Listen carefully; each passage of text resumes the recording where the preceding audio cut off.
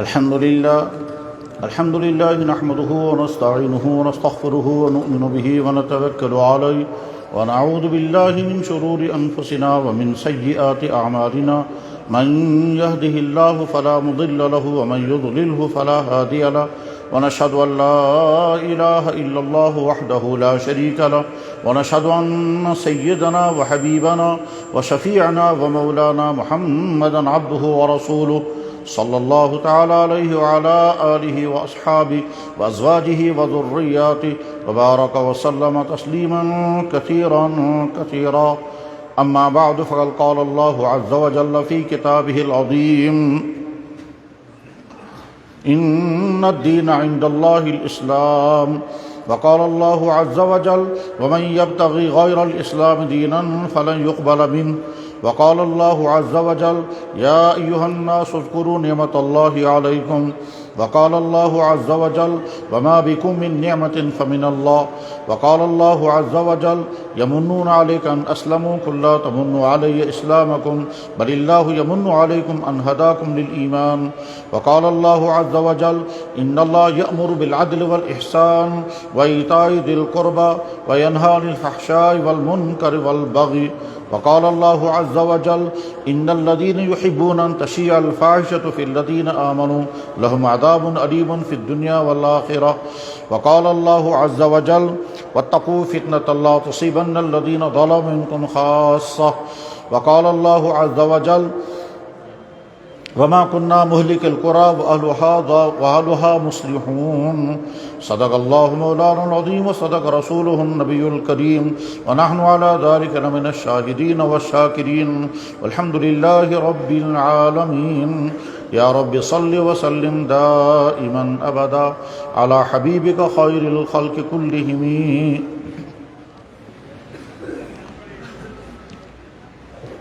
محترم بزرگوں اور دوستو، یہ ایک مدرسے کا جلسہ ہے جس مدرسے کے جلسے میں چند قرآن کریم کے حافظوں کی دستار بندی ہوئی ہے. دنیا میں صرف قرآن ایسی کتاب ہے جو زبانی یاد کی جاتی ہے، اس لیے کہ اس دنیا کے بنانے والے نے انسانوں کو صحیح زندگی گزارنے کے لیے جو قانون بھیجا ہے وہ قرآن ہے. کائنات اور کائنات کے اندر بسنے والے تمام انسانوں کو صحیح راستہ دکھانے کے لیے اس کائنات کے بنانے والے نے نبیوں کو بھی بھیجا اور اس کائنات کے بنانے والے نے کتابیں بھی بھیجی. آخری نبی محمد الرسول اللہ صلی اللہ علیہ وسلم تھے اور آخری کتاب قرآن کریم ہے. اللہ کے نبی سے پہلے جتنے بھی نبی دنیا میں آئے، چاہے جس قوم میں آئے اور جس خطے میں آئے، اور جتنی کتابیں اس دنیا میں انسانوں کو صحیح زندگی گزارنے کے لیے اللہ نے بھیجی ہیں، وہ ساری کتابیں بھی حق تھی، وہ سارے نبی بھی سچے تھے، وہ سارے خدا کی طرف سے آئے ہوئے میسنجر بھی حق تھے، مگر آخری نبی محمد الرسول اللہ اور آخری کتاب قرآن مجید ہے. دنیا میں صرف قرآن ایسی کتاب ہے جس کو زبانی یاد کیا جاتا ہے اور یہ زبانی یاد رہ جاتی ہے، اور دنیا کی کوئی کتاب نہ زبانی یاد کی جاتی ہے نہ کی جا سکتی ہے، اور اگر کسی نے کوشش کی تو یاد رہے گی بھی نہیں. یہ قرآن کریم حفظ کرنے کا سلسلہ مدرسوں میں ہوتا ہے.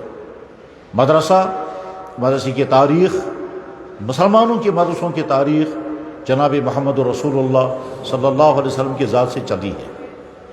اللہ کے نبی جیسے نبی تھے ویسے ہی اپنے مدرسے کے مدرس بھی تھے. یعنی مسجد نبوی میں آپ نے جو مدرسہ قائم کیا تھا جس میں صحابہ پڑھتے تھے اور محمد رسول اللہ اس مدرسے کے استاد تھے، مدرسوں کی تاریخ وہیں سے شروع ہوتی ہے. صفہ جو مسجد نبوی کا ایک حصہ تھا وہ گیا مدرسہ تھا. تو ایک طرف سے مسجد تھی، ایک طرف سے چھوٹا سا مدرسہ تھا، جس چھوٹے سے مدرسے کا نصاب قرآن کریم اور پڑھانے والے محمد رسول اللہ اور پڑھنے والے وہ تمام حضرات تھے جو بعد میں صحابہ کرام بنے ہیں. بعد میں یہ مدرسوں کی تاریخ جہاں جہاں مسلمان پہنچتے گئے، اسلام پھیلتا گیا، مدارس قائم ہوتے گئے، ہوتے ہوتے اس ہمارے خطے اور ہمارے دور تک مدرسوں کی تاریخ پہنچی ہے. مدرسوں کا مقصد صرف اللہ کا دین پڑھنا اور پڑھانا ہے۔ مدرسوں کا مقصد اس دنیا کو پیدا کرنے والے اللہ کو راضی کرنے اور اس کو خوش کرنے کا طریقہ سیکھنا اور سکھانا ہے۔ مدرسہ در حقیقت پاور ہاؤس ہے۔ مدرسہ در حقیقت لائٹ پھیلانے والا ایسا ادارہ ہوتا ہے جس سے صرف روشنی پھیلتی ہے، جس سے صرف نور پھیلتا ہے، جس سے صرف انسانیت پھیلتی ہے، جیسے اخلاق اور آداب سکھائے جاتے ہیں۔ یہی وجہ ہے کہ مدرسوں کی تاریخ سب سے زیادہ روشن ترین تاریخ ہے۔ ہم انسانی زمانوں کی تاریخ میں جتنی بھی عظیم شخصیات گزری ہیں وہ تمام کے تمام انہی مدارس سے پیدا ہونے والے افراد تھے۔ ہم قدیم تاریخ اگر دیکھیں گے تو صحابہ اور صحابہ کے بعد تابعین اور تابعین کے بعد جو اسلام میں مختلف شعبے آئے ہیں علوم کے، اس میں علم حدیث میں امام بخاری، امام مسلم، امام ابو داؤد، امام ترمذی، امام دارقطنی، امام دارمی، امام بیہقی، امام طبرانی، یہ تمام کے تمام استادوں کے شاگرد اور مدرسوں کی پیداوار تھے۔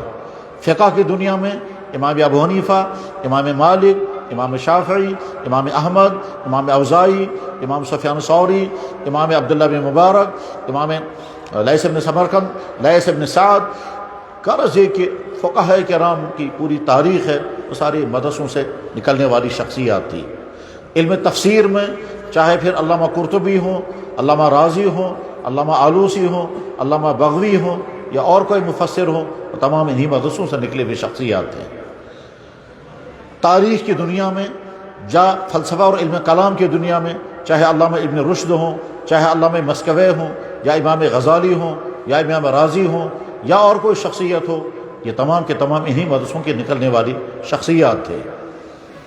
اسلامی علوم کی جامع شخصیات جیسے علامہ ابن تیمیہ، علامہ ابن قیم اور اس طرح کی بات کی بے شمار شخصیات انہی مدرسوں سے نکلنے والی ہیں۔ بر صغیر کی تاریخ میں حضرت شاہ ولی اللہ محدث دہلوی رحمہ اللہ تعالی دہلی کے مدرسہ رحیمہ سے پڑھے ہوئے تھے، اور بعد میں انہوں نے مدینہ طیبہ میں جا کر کے علم حدیث پڑھا تھا، اور بعد میں شاہ ولی اللہ رحمہ اللہ تعالیٰ نے دہلی میں مدرسہ قائم کیا، اور اسی مدرسے کا سلسلہ آگے چلا تو علماء دیوبند وجود میں آ گئے۔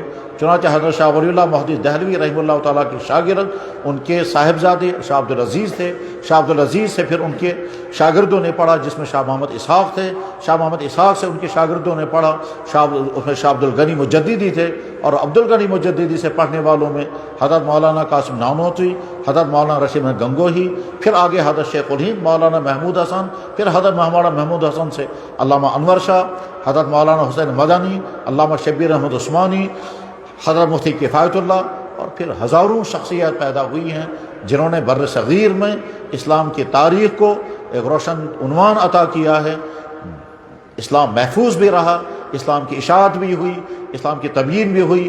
انہوں نے حدیث پر بھی کتابیں لکھی، تفسیر پر بھی کتابیں لکھی، فقہ پر بھی کتابیں لکھی، تاریخ کی کتابیں بھی لکھی، اور اتنا ہی نہیں بلکہ انہی علماء نے جب بر صغیر میں انگریزوں کا قبضہ ہوا تھا تو انہیں علماء نے ان انگریزوں کا مقابلہ کیا، اور جو کچھ ان سے ہو سکتا تھا وہ ہوا، اور بر صغیر کی آزادی کی تاریخ میں ان علماء کا کردار سب سے نمایاں اور سب سے روشن ترین ہے۔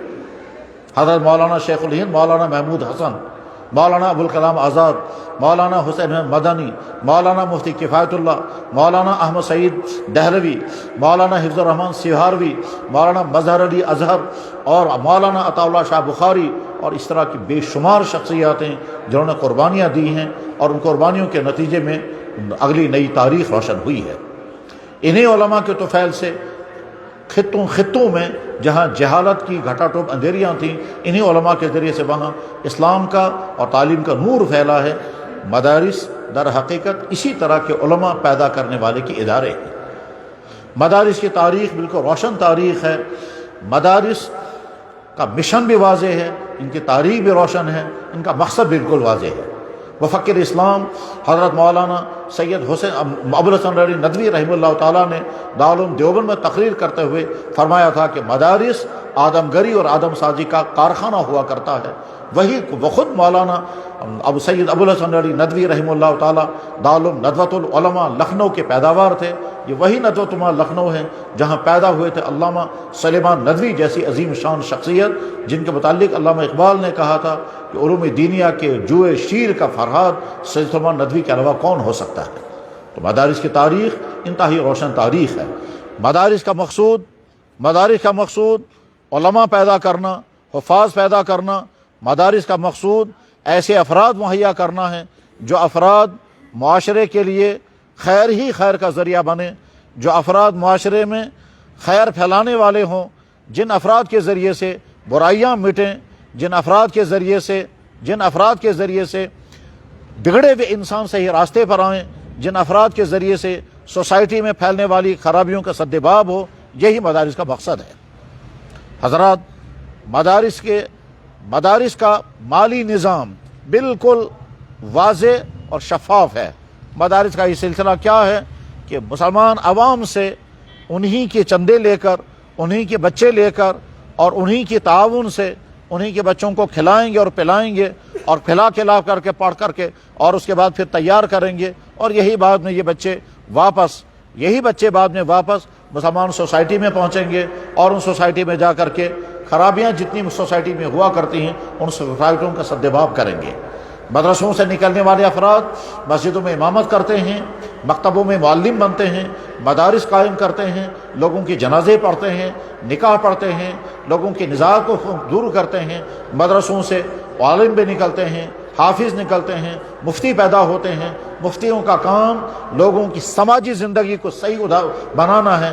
نکاح کے معاملات ہوں، طلاق کے معاملات ہوں، وراثت کے معاملات ہوں، بھائیوں کے آپس میں جھگڑے ہوں، تو مفتیوں کا کام ہوتا ہے فتویٰ دینا اور لوگوں کو دین کے مطابق زندگی گزارنے کے فیصلے سنانا۔ حافظوں کا کام ہوتا ہے قرآن یاد کرنا اور کرانا اور مسجدوں میں امامت کرنا۔ علماء کا کام ہوتا ہے جمعے پڑھانا، خطاب کرنا، جلسے منعقد کرنا۔ غرض یہ کہ مدارس کے ذریعے سے پیدا ہونے والی نسل وہ نسل ہوتی ہے جو جہاں ہوتی ہے وہاں اس کے ذریعے سے خیر پھیلتا ہے۔ دینی مدرسوں کا جلسوں کا مقصد علماء پر تیار کرنا۔ حضرات، مسلم امہ کو جہاں بھی مسلمان آباد ہوں ہر طبقے کی ضرورت ہے۔ ایسے لیڈروں کی ضرورت ہے جو قوم کو صحیح راستے پر چلائیں، ایسے ڈاکٹروں کی ضرورت ہے جو بیماروں کا علاج کریں، ایسے قانون جاننے والوں کی ضرورت ہے جو لوگوں کو قانون سکھائیں اور قانون کے مطابق زندگی گزارنے کے گر سکھائیں۔ ہر طبقے کی ضرورت ہے، اس میں کوئی شک نہیں ہے، مگر امت مسلمہ کو سب سے زیادہ جس طبقے کی ضرورت ہے وہ ہے دین کا صحیح علم رکھنے والے علماء۔ اگر کسی جگہ پر علماء نہ ہوں تو نتیجہ کیا ہوگا؟ مسلمان صحیح مسلمان رہ نہیں سکے گا۔ اس لیے نہیں رہ سکے گا، وہ نہیں جان پائے گا کہ میرا رب مجھ سے کیا چاہتا ہے، وہ نہیں جان پائے گا کہ میری زندگی کا مقصد کیا ہے، وہ نہیں جان پائے گا کہ مجھے اپنی زندگی کیسے گزارنی ہے، کن باتوں سے مجھے بچنا ہے اور کن کاموں کو مجھے انجام دینا ہے، کیونکہ وہ تو اسلام کے ذریعے سے اس کو ملنے والا، اور اسلام اس تک پہنچے گا علماء کے ذریعے سے۔ اس لیے کسی بھی مسلم سوسائٹی میں سب سے اہم ترین کردار علماء کرام کا ہوا کرتا ہے۔ علماء کرام کو خود بھی سمجھنا چاہیے کہ ہمارے کندھوں پر سب سے زیادہ اہم ترین ذمہ داری ہے۔ ہمارا کردار سب سے زیادہ پاک ہونا چاہیے، ہمارا مزاج سب سے زیادہ شریفانہ ہونا چاہیے، ہمارا رویہ امت کے ساتھ اور انسانوں کے ساتھ ایسا مہذب ہونا چاہیے کہ ہم کو دیکھ کر کے لوگ سمجھنے چاہیے کہ دین جاننے والا اور اللہ کا پیارا بندہ ایسا ہوا کرتا ہے۔ ان علماء کو ایک طرف سے اپنا علم مضبوط کرنا ضروری ہے، اپنا کردار صاف رکھنا ضروری ہے، اپنا اخلاق بہتر رکھنا ضروری ہے، اور تمام انسانوں کے ساتھ ایسا حسن سلوک اپنانا ضروری ہے کہ وہ سمجھنے چاہیے کہ ہم محمد رسول اللہ صلی اللہ علیہ وسلم کے وارث ہیں، اور اس لیے کہ علماء تو ہیں ہی نبی کے وارث۔ وہ نبی کے وارث صرف علم میں نہیں ہیں، وہ نبی کے وارث ہوتے ہیں علم میں، عمل میں، اخلاق میں، مخلوقات کے ساتھ حسن سلوک میں، مخلوقات کے ساتھ شفقت میں۔ جیسے نبی امت کے لیے رحمت ہی رحمت ہوا کرتا ہے، جو عالم اپنے آپ کو یہ سمجھے گا کہ میں اسی نبی کا وارث ہوں، لہذا میرے اندر وہ تمام صفات آنی چاہیے۔ علماء کے کندھوں پر ذمہ داری ہے کہ ان کا کردار بالکل شفاف ہو، ان کا علم مضبوط ہو، ان کا عمل مثالی ہو، ان کا اخلاق اتنا نمونے کا اخلاق ہو کہ معاشرے کے لوگ ان کو دیکھ کر کے سمجھیں کہ اصلی انسان اور صحیح مسلمان یہ ہونا چاہیے۔ علماء کے ذریعے سے انسان نہیں، جانور کو بھی تکلیف نہیں پہنچنی چاہیے۔ علماء کا معیار یہ ہے، کیونکہ عالم کو سمجھنا ہوتا ہے کہ میں اللہ کے نبی کا وارث بن کر کے اس خطے میں زندگی گزار رہا ہوں. مجھے اس دین کو پڑھنا بھی ہے، پڑھانا بھی ہے، حفاظت بھی کرنی ہے، اشاعت بھی کرنی ہے، بگڑے ہوئے انسانوں کو سے راستے پر بھی لانا ہے. یہ تمام ذمہ داریاں میری ہیں. اور اس لیے امت مسلمہ ہر جگہ کے مسلمانوں کو سب سے زیادہ جس طبقے کی ضرورت ہے وہ ہے صحیح قسم کے علماء. اور جب صحیح قسم کے علماء سوسائٹی میں ہوتے ہیں، معاشرے میں ہوتے ہیں، تو اس معاشرے کے سدھارنے میں، اس معاشرے کے سدھارنے میں راستے کھلتے ہیں، کیونکہ سدھارنے والا طبقہ موجود ہوتا ہے. حضرات، یہ جو مدرسوں کے جلسے ہوتے ہیں، ان مدرسوں کے جلسوں کا ایک اہم ترین مقصد امت مسلمہ کو یہ پیغام دینا ہے کہ اپنے علماء کی قدر کرو. بعض دفعہ کچھ لوگ نادانی میں، کچھ لوگ غلط فہمی میں، کچھ لوگ کم فہمی میں، کچھ لوگ کج فکری کی وجہ سے علماء کے کردار پر انگلیاں اٹھاتے ہیں. یاد رکھنا چاہیے علماء طبقہ اولیاء میں ہوا کرتے ہیں، اور اللہ جل شانہ کا رویہ ان انسانوں کے ساتھ بہت ہی زیادہ مواخذے کا رویہ ہوتا ہے جو اولیاء کرام کے ساتھ توہین کا معاملہ کرتے ہیں. بخاری میں حدیث موجود ہے، اللہ کے نبی علیہ السلام کا ارشاد مبارک ہے، من عادى لي وليا فقد آذنت بالحرب. وہ شخص جس نے اپنی زندگی کا مقصد دین کو بنایا ہو، وہ شخص جس نے اپنا مشن دین کی حفاظت، دین کی اشاعت کو بنایا ہو، اس کا بولنا، اس کا چلنا، اس کا سوچنا، اس کی فکر، اس کی خوشیاں، سارا کا سارا خدا کا دین، اللہ کا دین ہے، یقیناً یہ اللہ کا ولی ہے. چاہے وہ اونچے درجے کا شیخ عبد القادر جیلانی اور خواجہ حسن بصری جیسا ولی نہ ہو، لیکن اپنے زمانے کا تو ولی ہے یہ، کیونکہ اس نے اپنی زندگی کا مقصد اللہ کے دین کی اشاعت اور اللہ دین کی حفاظت بنایا ہے. تو یقیناً اپنے زمانے کا اپنے معیار کے مطابق یہ ولی ہے. جو ہمارے بھائی علماء کے ساتھ ضد اور عناد کا رویہ برتتے ہیں، ان کا رویہ صحیح نہیں ہے. یاد رکھیں، اگر امت مسلمہ کے بعد علماء نہ رہے تو اس کے بعد پھر سب کچھ ہوگا لیکن دین باقی نہیں رہے گا. جس خطے میں مسلمان آباد ہیں اور وہاں صحیح علماء نہیں ہیں، وہاں ترقیات ہیں، وہاں خوشحالیاں ہیں، وہاں کے مسلمانوں کے پاس زندگی کی تمام فیسلٹیز ہیں، مگر جب علماء نہیں ہیں تو نہ ان کے پاس اللہ کا تعلق باقی رہا، نہ نبی کا تعلق باقی رہا، نہ آخرت کا مزاج رہا، نہ قرآن رہا، نہ سیرت رہی، نہ مسلمان جیسا کردار رہا. جو خوبیاں ایک مسلمان کے اندر ہونی چاہیے وہ ساری خوبیاں ایک ایک کر کے مٹتے ختم ہو گئی، کیونکہ ان خوبیوں کو بتانے والا علماء رہے نہیں. تو اس لیے علماء کا کردار معاشرے کے لیے انتہائی قیمتی ہے، اور عوام کو بھی سمجھنا چاہیے کہ ہمیں علماء سے فائدہ اٹھانا ہے. جیسے ایک طرف سے علماء کو اپنے کردار کو مثالی بنانا ضروری ہے، اسی دوسری طرف سے عوام کو چاہیے کہ اپنے علماء کی قدر کریں. اور جس خطے میں، جس طبقے میں، جس جگہ دین کے علماء کی توہینیں ہونے لگتی ہیں، وہاں اللہ تعالیٰ شان ایسا ایسا دین چھین لیتے ہیں. اور جب چھین لیتے ہیں تو اس کے بعد پھر آگے عوام رہتی ہیں، اور عوام میں چاہے زندگی کے دوسرے شعبوں کی ترقیات پائی جا رہی ہوں لیکن دین کی ترقی نہیں ہوتی ہے، تو بعد میں اللہ تعالیٰ شانوں کی طرف سے خطرناک فیصلے ہوتے ہیں. اور اللہ کے نبی علیہ السلام کے مبارک ارشاد بخاری میں حدیث ہے، ان اللہ لا يقبض العلم انتزاعا ولكن يقبض بقبض العلماء حتى اذا لم يبق عالما اتخذ الناس رؤوسا جهالا فسئلوا فافتوا فضلوا واضلوا. بخاری میں حدیث ہے. اس لیے ہر جگہ کے مسلمانوں کی ذمہ داری ہے کہ اپنے علماء کی قدر کریں، ان سے فائدے اٹھائیں، اور اگر خدا نخواستہ کسی عالم سے کوئی غلطی ہو جائے تو اس کا تعلق اس کی تنہا کی ذات کے ساتھ ہے، وہ ساری امت کا کیس نہیں ہے، وہ سارے علماء کا جرم نہیں ہوا کرتا ہے. کمیاں ہر طبقے میں ہیں، خامیاں ہر طبقے میں ہیں. آج کے دور میں اگر ہم غزالی اور ابن تیمیہ کو ڈھونڈنا چاہیں، آج کے دور میں اگر ہم میٹر لگائیں گے کہ امام ہونا چاہیے امام ابو حنیفہ جیسا، اور محدث ہونا چاہیے بخاری اور مسلم جیسا، اور مفکر ہونا چاہیے غزالی اور رازی جیسا، وہ نہیں ہو سکتا ہے. آج کا دور ہے. آج کے دور میں ہمارے جیسے یہ علماء ہیں، انہی علماء سے ہمیں فائدہ اٹھانا ہے اور انہی علماء کی قدر کرنی ہے. اور اگر یہ بھی نہ رہے اور انہوں نے بھی اپنا کام چھوڑ دیا اور ان کا بھی سلسلہ منقطع ہو گیا، تو اس کے بعد پھر وہی حال ہوگا جو ان خطوں میں ہوا جہاں مسلمان تو آباد ہیں مگر کوئی کلمہ پڑھانے والا بھی نہیں ہے.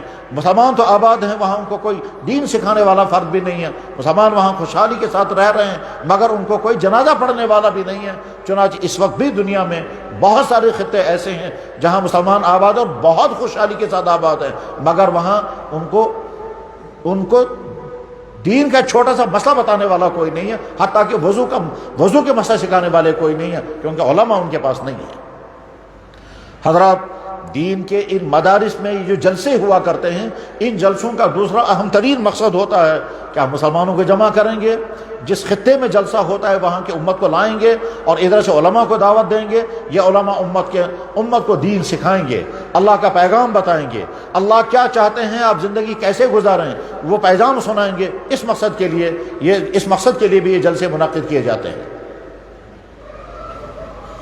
حضرات، یہ کائنات خود نہیں بنی، اس کائنات کی کوئی چیز خود نہیں بنی، یہ کائنات خود نہیں چلتی، اس کائنات کا بنانے والا بھی ایک ہے، اس کائنات کا چلانے والا بھی ایک ہے۔ وہ وہی ہے جس کو ہم اللہ کہتے ہیں، وہ وہی ہے جس کو خدا کہتے ہیں، وہ وہی ہے جس کو کچھ لوگ گاڈ کہتے ہیں، وہ وہی ہے جس کو کچھ لوگ پرمیشر کہتے ہیں۔ وہ ذات ایک ہی ہے۔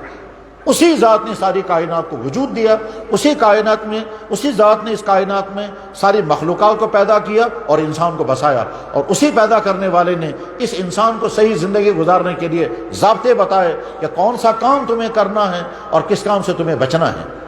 حضرات، اللہ جل شانہ نے ہمارا یہ جسم پیدا کیا، اور اس جسم کے اندر جتنی چیزیں ہونی چاہیے وہ ساری اللہ نے دی۔ ہم میں سے کسی نے نہیں کہا تھا یا اللہ مجھے دنیا میں آنکھ ہونی چاہیے، کان ہونے چاہیے جن سے میں سنوں، زبان ہونی چاہیے جس سے میں بولوں، پاؤں ہونے چاہیے جن سے میں چلوں، ہاتھ ہونے چاہیے جن سے میں کہوں، دماغ ہونا چاہیے، میموری سسٹم ہونا چاہیے، کسی نے نہیں۔ اللہ نے انسان کو وہ ساری چیزیں باہر سے بھی عطا کی ہیں اور باڈی کے اندر بھی عطا کی ہیں۔ ہمیں نہیں معلوم تھا دنیا میں زندگی گزارنے کے لیے ہوا بلکہ آکسیجن چاہیے، ہمیں نہیں معلوم تھا دنیا میں زندگی گزارنے کے لیے پانی چاہیے، غذائیں چاہیے، بیلنسڈ موسم چاہیے، سردی اور گرمی کا ایک مخصوص نظام ہونا چاہیے، زمین سے اگنے والی غذائیں ہونی چاہیے، زمین سے اگنے والی گھاس ہونی چاہیے، جو گھاس ہمارے جانور کھائیں گے اور جانوروں سے ہم فائدے اٹھائیں گے۔ ہمیں نہیں معلوم تھا کہ زمین سے اگنے والے درخت ہونے چاہیے، جن درختوں سے لکڑیاں نکلیں گی، ان لکڑیوں سے مکان بنائیں گے۔ ہم کو نہیں معلوم تھا کہ زمین سے جڑی بوٹیاں اگنی چاہیے، جن جڑی بوٹیوں سے دوائیاں بنیں گی اور وہ دوائیاں ہماری بیماریوں میں کام آئیں گی۔ وہ وہی محبت کرنے والا اللہ، رحم کرنے والا اللہ، شفقت کرنے والا اللہ ہے جس نے یہ سب کچھ اگایا انسانوں کے لیے۔ اور وہی اللہ کہتا ہے میرے بندو، جو کچھ میں نے اس دنیا میں رکھا ہے اس میں کچھ چیزیں تمہارے لیے مضر ہیں اور کچھ چیزیں تمہارے لیے مفید ہیں۔ جو تمہارے لیے فائدے مند ہیں وہ میں تمہارے لیے الاؤ کر دوں گا، اور جو تمہارے لیے مضر ہوں گی میرا حکم ہے ان سے اپنے آپ کو بچانا۔ انہی مضر چیزوں میں شراب ہے، ڈرگس ہیں، منشیات ہیں، زناکاریاں ہیں، کرپشن ہے، دھوکہ ہے، ظلم ہے، ایک دوسرے کو ستانا ہے، ایک دوسرے پر ظلم کرنا ہے، ایک دوسرے کو مال خسیٹنا، یہ تمام کے تمام وہ چیزیں ہیں جس پیدا کرنے والے اللہ کو ہرگز پسند نہیں ہیں۔ ہمارے نبی جناب محمد رسول اللہ صلی اللہ علیہ وسلم نے فرمایا کہ اللہ یہ کہتے ہیں، علماء بیٹھے ہوئے یہ سمجھ جائیں گے حدیث قدسی ہے۔ حدیث قدسی کا مطلب ہوتا ہے جناب رسول اللہ صلی اللہ علیہ وسلم بیان کرتے ہیں اللہ یہ کہتا ہے۔ ہمارے نبی جب یہ فرماتے ہیں اللہ یہ کہتا ہے، پھر وہ آگے بات بیان فرمائیں، اس کو حدیث قدسی کہتے ہیں۔ تو فرمایا ہمارے نبی جناب رسول اللہ صلی اللہ علیہ وسلم نے، یقول اللہ عز و جل، اللہ تعالیٰ شانو کہتے ہیں، یا عبادی، اے میرے بندو، حرمت علی الظلم، میں نے اپنے اوپر حرام کیا ہے بندوں پر ظلم مت کرنا۔ اللہ کے نبی فرما رہے ہیں اللہ یہ کہتا ہے، ہمارے نبی فرما رہے ہیں کائنات کا بنانے والا مالک اور خالق رب کہتا ہے، یا عبادی، میرے بندو سنو، حرمت علی الظلم، میں نے اپنے اوپر ظلم کو حرام کیا ہے، وجعلت فیما بینکم محرما، تمہارے درمیان میں ظلم کو حرام کیا، فلا تظالموا، کسی پر ظلم مت کرنا۔ اس کا معنی کیا ہوئے؟ والدین اولادوں پر ظلم نہ کریں، اولادیں ماں باپ پر ظلم نہ کریں، شوہر بیویوں پر ظلم نہ کریں، بھائی بھائیوں پر ظلم نہ کریں، دکاندار کسٹمر پر ظلم نہ کرے، کسٹمر دکاندار پر ظلم نہ کرے، افسر ماتحتوں پر ظلم نہ کرے، کلی پر ظلم نہ کرے، کوئی کسی پر ظلم نہ کرے۔ یہ ہمارا دین کہتا ہے، یہ ہمارا نبی کہتا ہے، اور نبی اللہ کا حوالہ دے کر کے کہتا ہے اللہ یہ کہتا ہے میرے بندو، میں نے اپنے پر ظلم حرام کیا ہے، تمہارے درمیان میں اس کو جرم کر دیتا ہوں، خبردار کسی پر ظلم نہیں کرنا۔ لہذا میرے بھائیو، جن تک یہ بات پہنچے ہم عہد کر کے اٹھیں گے، نہ ہماری زبان سے کسی پر ظلم ہونا چاہیے، نہ ہمارے رویے سے کسی پر ظلم ہونا چاہیے، نہ اپنوں پر نہ غیروں پر، بلکہ ہمارا دین تو کہتا ہے جانور پر بھی ظلم مت کرو۔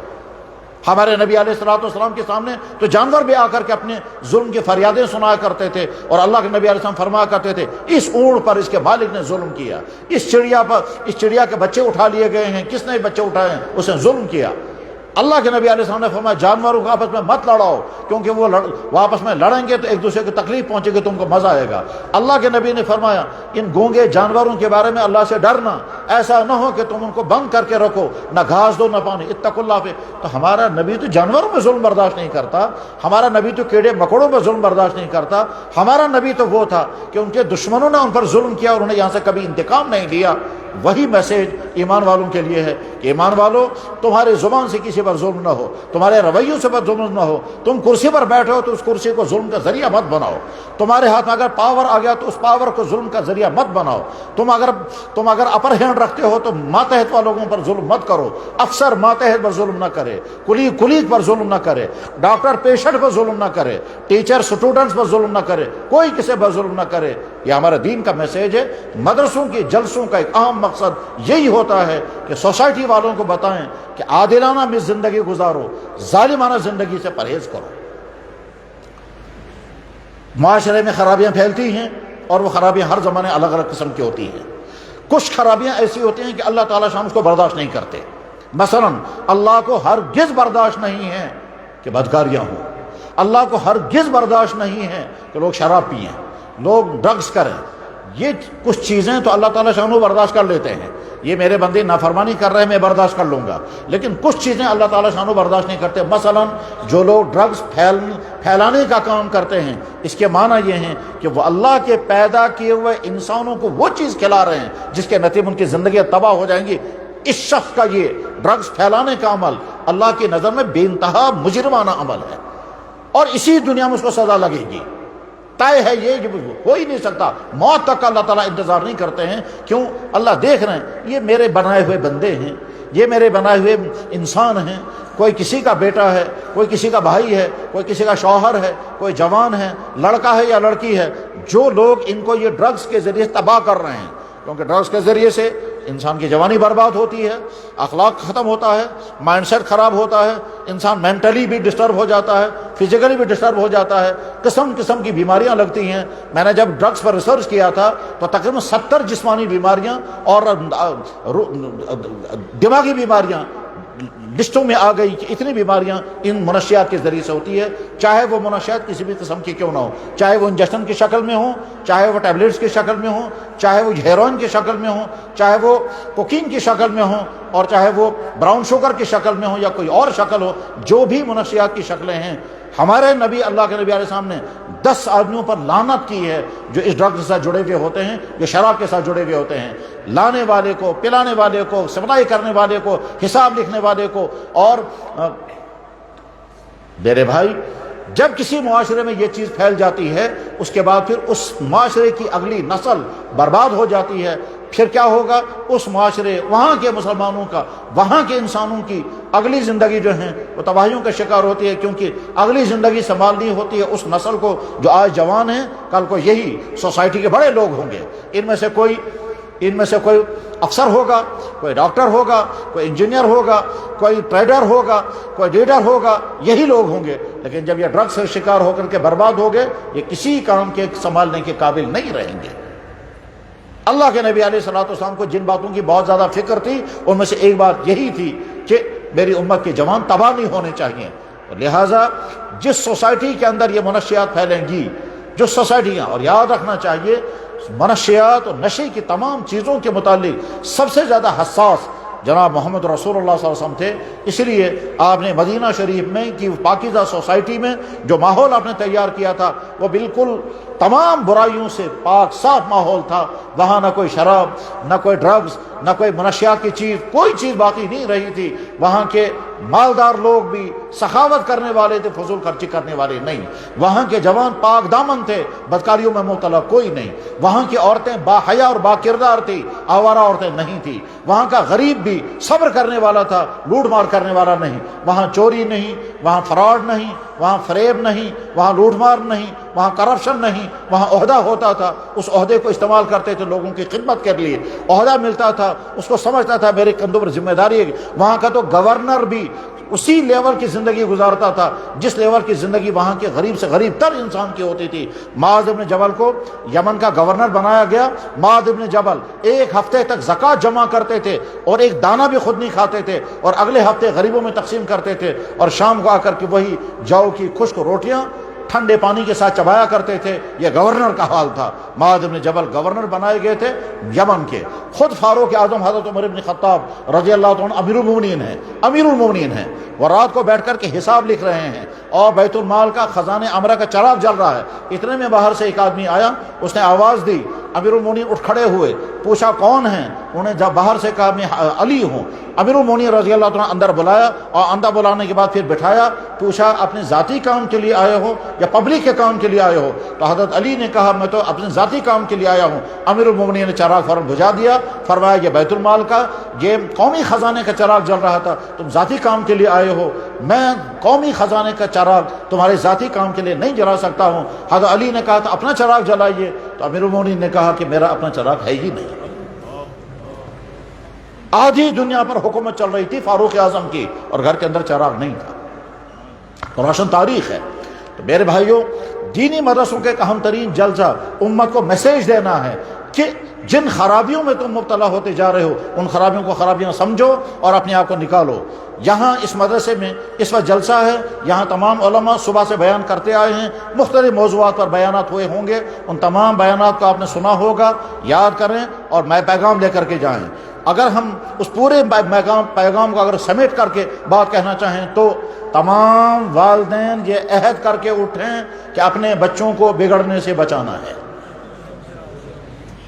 اور یاد رکھیں اگر والدین نے اپنے بچوں کی فکر نہیں کی تو تمہارے یہی بچے تمہاری وبال جان بنیں گے۔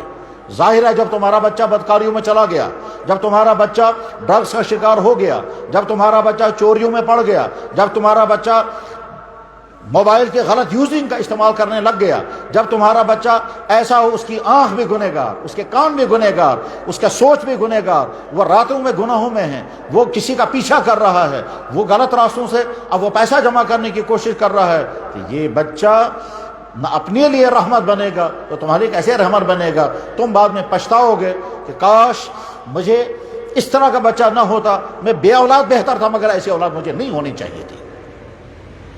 ہم نے کتنے ہی والدین کو دیکھا روتے ہوئے، اور وہ کہتے ہیں یہ بہتر تھا ہم بغیر اولاد کے ہوتے، مگر یہ مصیبت نہ ہوتی جو مصیبت ہم کو مسلط ہو گئی ہے۔ تو والدین یہ میسیج لے کر کے یہاں سے جائیں، اپنے بچوں کی کڑی سے کڑی نگرانی کرنی ہے، مگر کڑی نگرانی کرنے کے لیے بڑی سمجھداری برتنی ہوگی۔ اگر آپ نے ظلم و زیادتی شروع کر دی، ڈانٹ ڈپٹ شروع کر دی، اور مار دھاڑ شروع کر دی، یا تعان و تشنیع شروع کر دی، تو آپ کا بچہ ریئیکٹ کرے گا، اور ریئیکٹ کرنے کے نتیجے میں پھر وہ آپ کی بات اس کو ہضم نہیں ہوگی۔ بگڑے ہوئے بچوں کو سدھارنا آسان نہیں ہے، بہت مشکل ہے، اس میں سیکھنا پڑے گا کہ اگر بچہ بگڑ رہا ہے تو اس کو کیسے بگاڑ سے واپس نکالیں گے، چاہے وہ کسی بھی قسم کے بگاڑ کا شکار ہو، چاہے وہ غلط افیئرز میں پھنس رہا ہو، چاہے وہ بوائے فرینڈ اور گرل فرینڈ کے چکر میں برباد ہو رہا ہو، چاہے وہ ڈرگس کا شکار ہو رہا ہو، چاہے وہ میوزک اور ڈانس کا شکار ہو رہا ہو، چاہے کسی اور خرابی کا شکار ہو رہا ہو، اس خرابی سے نکالنے کے لیے بڑی حکمتوں کی ضرورت ہے، بڑے تدبر کی ضرورت ہے، اور اس کے لیے پہلے اپنے آپ کو بھی سدھارنا ہوگا، اپنے گھر کے ماحول کو پاک صاف رکھنا ہوگا۔ سیدھی بات ہے، جو باپ خود 5 گھنٹے تک موبائل کے ساتھ لگا رہے گا اور وہ یہ چاہے گا کہ میرا بچہ موبائل کے غلط یوز سے اپنے آپ کو بچائے، تو ناممکن ہے، پہلے آپ کو اپنا سدھار کرنا ہوگا۔ تو والدین یہاں سے میسیج لے کر کے جائیں کہ تم اپنے بچوں کی کڑی نگرانی کرو۔ میرے بھائیو، جس طرح سے والدین کی فکر ہوتی ہے ہمارے بچے کے پاس تعلیم اچھی ہو، ہمارے بچے کی صحت اچھی ہو، ہمارے بچے کو آگے چل کر کے جاب ملے، ہمارے بچے کے آگے چل کر کے اس کو روزگار بھی اچھا ملے اور شادی بھی اچھا ہو، ٹھیک اسی طرح سے فکر کرنی ہے کہ ہمارے بچوں کا کردار بھی اچھا ہو، یہ صحیح مسلمان رہے، یہ بگڑ نہ جائے، یہ خرابیوں کا شکار نہ ہو جائے، یہ گناہوں میں ڈوب نہ جائے، اس کی آنکھیں، اس کا کان، اس کی زبان اور اس کی خوبصورت جوانی گناہوں سے لت پت نہ ہو جائے۔ اگر تم نے تمنا کی ہمارے بچے کا کیریئر اچھا ہونا چاہیے اور اس کے کیریکٹر کی فکر نہیں کی، تو یاد رکھیں آپ کے بچے کا کیریئر اچھا نہیں بن سکتا، کیونکہ اس کا کیریکٹر خراب ہو گیا ہے۔ کیریئر ڈیپینڈ کرتا ہے کیریکٹر کے صحیح ہونے پر، اور کیریکٹر مسلمان کا بنتا ہے اس کا ایمان پختہ ہو، وہ ہر وقت اللہ سے ڈرتا ہو، وہ گناہ سے بچتا ہو، حرام چیزوں سے اپنے آپ کو دور کرتا ہو، اور وہ اپنے لیے رول ماڈل بنائے محمد رسول اللہ صلی اللہ علیہ وسلم کو. تب جب یہ کیریکٹر ہوگا تو تب اس کا کیریئر بھی اچھا ہوگا. سوسائٹی کے اندر جہاں جہاں جو خرابیاں ہیں، وہاں کے تمام والدین کی ذمہ داری ہے کہ وہ دیکھیں سوسائٹی میں خرابیاں کیا کیا آ رہی ہیں، ان خرابیوں سے اپنے بچوں کی فکر کریں. اور نوجوان لڑکوں کے نام اور لڑکیوں کے نام میسیج اگر اس جلسے سے کوئی دیا جا سکتا ہے تو وہ یہ ہے کہ اگر تم ان تمام خرابیوں سے بچے ہوئے ہو جن خرابیوں میں برباد ہو جاتے ہیں لڑکے اور لڑکیاں، تو پھر آگے چل کر کے اور اپنی حفاظت کرنا. اور اگر خدا نخواستہ تم کسی خرابی میں مبتلا ہو گئے، مثلا تمہارے غلط افیئرز چل رہے ہیں، ہماری حدیثوں میں ہیں جناب رسول اللہ صلی اللہ علیہ وسلم نے ارشاد فرمایا کہ اللہ جل شانہ جن باتوں کو بالکل برداشت نہیں کرتے ہیں ان باتوں میں زناکاری بھی ہے. اور زناکاری آنکھوں کی الگ ہوتی ہے، کانوں کی الگ ہوتی ہے، پاؤں کی الگ ہوتی ہے. انسان جب چلتا ہے کسی نامحرم کے ملنے سے لیے، میل اور فیمیل آپس میں ایک دوسرے کی طرف جب چلیں گے تو یہ پاؤں کی زناکاری ہے. جب میسیج کریں گے تو یہ میسیج کی ذمہ داری، اور جب وہ بات کریں گے تو یہ کانوں کی اور زبان کی زناکاری ہوئی. اور جب ایک دوسرے کو دیکھیں گے تو یہ اللہ کے نبی نے فرمایا العینان تزنیان والاذنان تزنیان والرجلان تزنیان والیدان تزنیان. آنکھیں بھی زنا کرتی ہیں، پاؤں بھی زنا کرتے ہیں، ہاتھ بھی زنا کرتے ہیں. والفرج یصدق، اور بعد میں آخری مرحلہ آتا ہے جس آخری مرحلے سے اللہ تعالیٰ حفاظت فرمائے. ہمارے نبی محمد رسول اللہ صلی اللہ علیہ وسلم کی خصوصیت کہ جرائم کے سزائیں بیان کرتے تھے. اگر تم نے یہ جرم کیا آگے یہ سزا لگے گی. اور ایمان والا جانتا ہے کہ مجھے مرنے کے بعد زندہ ہونا ہے، اپنے سارے اعمال کا اللہ کے ہاں حساب دینا ہے، اور ایک ایک چیز میں جو چیز میں دنیا میں کروں گا میں وہ چھپ نہیں سکتی ہیں. تو چونکہ مجھے اللہ کا حساب دینا ہے اور حساب میں مجھے سزا بھی لگ جائے گی، اس لیے اللہ کے نبی علیہ الصلوۃ والسلام ہر جرم کی سزا بیان کرتے تھے. چنانچہ زنا کاروں کے لیے جو سزا اللہ کے نبی نے بیان فرمائی وہ یہ بیان فرمائی کہ جہنم میں ایک گڑھا ایسا ہوگا جس گڑھے میں صرف زنا کاروں کو ڈالا جائے گا. اس گڑھے میں زنا کاروں کی حالت یہ ہوگی کہ ان کے پرائیویٹ پارٹ سے، ان کے شرمگاہوں سے ایسی بدبو نکلے گی کہ جہنم کے لوگ کہیں گے آگ کی تکلیف اتنی خطرناک نہیں ہے جتنی ان کی بدبو خطرناک ہے. جو نوجوان، جو لڑکے اور لڑکیاں بچے ہوئے ہیں ان کو بہت مبارک، اور جو خدا نخواستہ کسی غلطی کے شکار ہو گئے ہیں تو آج ہی توبہ کر کے اٹھیں. اور جہاں تک یہ بات پہنچ سکے، جہاں تک یہ میسیج جا سکے، وہاں تک کہ نوجوان لڑکوں اور لڑکیوں کو کہ یہی اپیل ہے کہ اپنی جوانی کی حفاظت کریں. غلط افیئرس میں اگر بچے ہوئے ہیں تو بہت مبارک، آئندہ اور حفاظت کرنا. اور اگر خدا نخواستہ یہ مصیبت اور یہ لعنت سوار ہو گئی ہے جو سخت ترین جرم ہے، یاد رکھیں اللہ تعالیٰ شانہ نے مردوں اور عورتوں کے اندر جو سیکچول سسٹم رکھا ہے، جو سیکچول ہارمون ڈیولپ ہوتے ہیں، یہ اللہ کے خاص مقصد ہے. یہ کوئی عیاشی کے لیے نہیں ہے، یہ زناکاریوں کے لیے نہیں ہے. وہ تو اللہ نے اس لیے رکھا ہے کہ آگے چل کر کے مرد کو مرد بن کر زندگی گزارنی ہے، اپنی بیوی کے حق ادا کرنے ہیں. عورت کو عورت بن کر زندگی گزارنی ہے، اس کے ذریعے سے اولاد آئے گی. یہ جو اللہ نے سسٹم پیدا کیا ہے اس کی غلط یوزنگ سے اللہ نے منع کر دیا، اس کا غلط استعمال مت کرنا. یا بھی کچی زندگی ہے، جب تم مکمل بالغ ہو جاؤ گے اور تم ادھر سے وہ لڑکیاں مکمل بالغ ہو جائیں گی، پھر تمہارا آپس میں باقاعدہ نکاح ہوگا. نکاح ہونے کے بعد جو تمہارا آپس میں تعلق ہوگا وہ ہوگا حلال تعلق، اور اس سے پہلے جو تمہارے تعلقات ہوں گے وہ مجرمانہ تعلقات ہوتے ہیں. اور جب کسی قوم میں زناکاری پھیل جاتی ہے تو اس پر اللہ تعالیٰ شانہ کی طرف سے جو قسم کی سزائیں آتی ہیں، ان سزاؤں میں سے ایک سزا آتی ہے ایسی بیماریاں پھیلیں گی کہ جن بیماریوں کا تذکرہ بھی اس سے پہلے لوگوں نے نہیں سنا ہوگا. یہ جو پچھلے چند سالوں میں کووڈ دنیا میں آیا تھا، جس کووڈ کا تذکرہ پوری دنیا میں، پورے میڈیکل سائنس میں تھا ہی نہیں کہیں بھی. یہ کوڑی کیوں دنیا میں آیا تھا؟ لوگوں نے تو طرح کہنے لگے صاحب چائنا کے فلانے شہر سے کوئی وائرس نکل گیا اور وہ ساری دنیا میں پھیل گیا.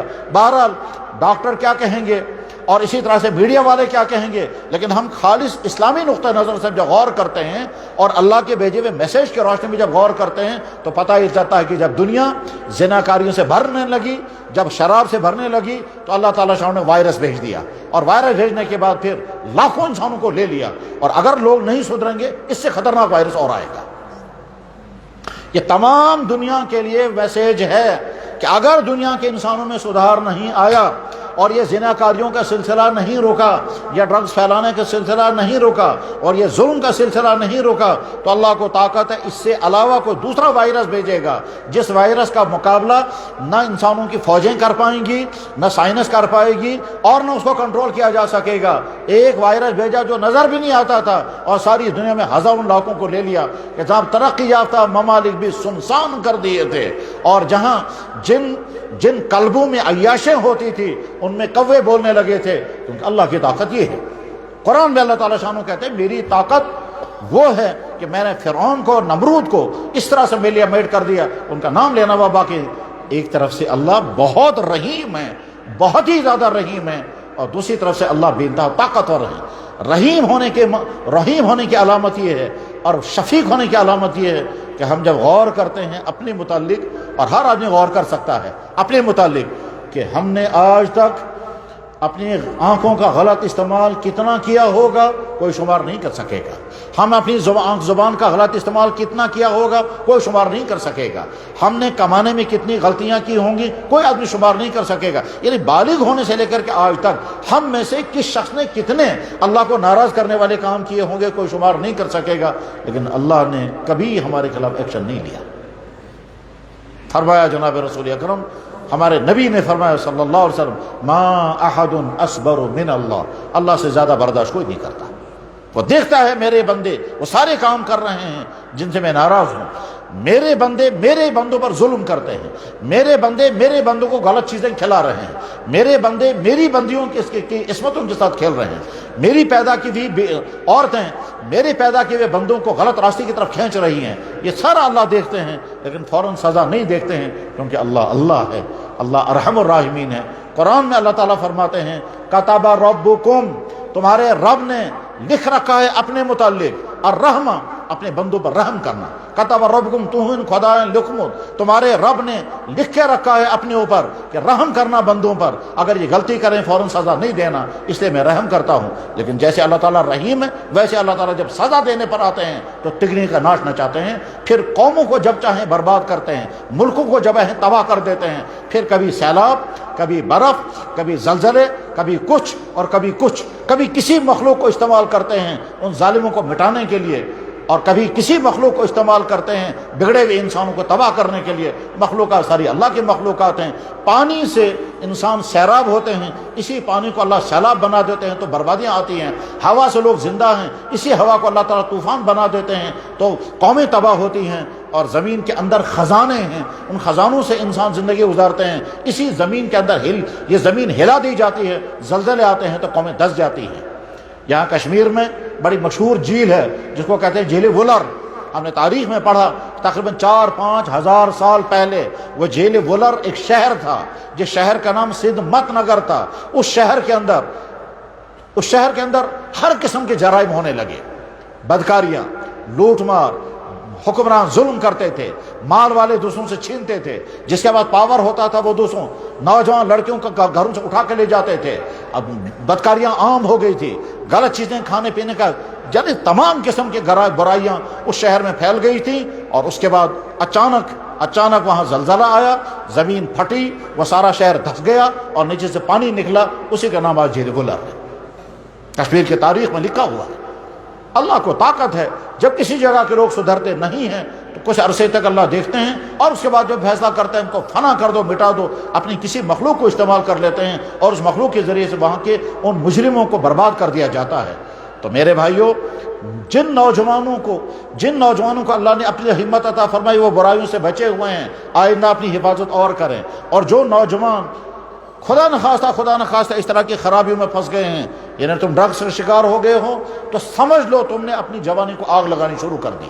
اور جو آدمی 2 یا 3 مرتبہ اس میں مبتلا ہو گیا پھر اپنے آپ کو اس میں سے نکال نہیں سکے گا، یہ وہ مصیبت ہے، یہ وہ جال ہے، یہ وہ رسی ہے جو اس میں پھنس جاتا ہے، اس کے بعد اپنے آپ چاہتا بھی ہے اپنے آپ کو اس سے نکالنا تو نہیں نکال سکے گا۔ جس انسان کو اس کی عادت لگ جاتی ہے وہ بعد میں گھر کی کڑیاں بیچتا ہے، وہ اپنی ماؤں کے زیورات چھپا کے بیچتے ہیں، وہ سڑکوں کے اندر گٹر اٹھا کے بیچتے ہیں، وہ گھر کی قیمتی چیزیں اٹھا کے بیچتے ہیں اور اپنی وقتی ضرورتیں پوری کرتے ہیں۔ میں اس گاؤں کو جانتا ہوں جس گاؤں کے ایک نوجوان لڑکے نے یہ کہا کہ مجھے 50 روپے چاہیے تاکہ میں اپنی ایک وقت کے خوراک پوری کر لوں، چاہے مجھے اپنی بہن کسی کو دینی پڑے۔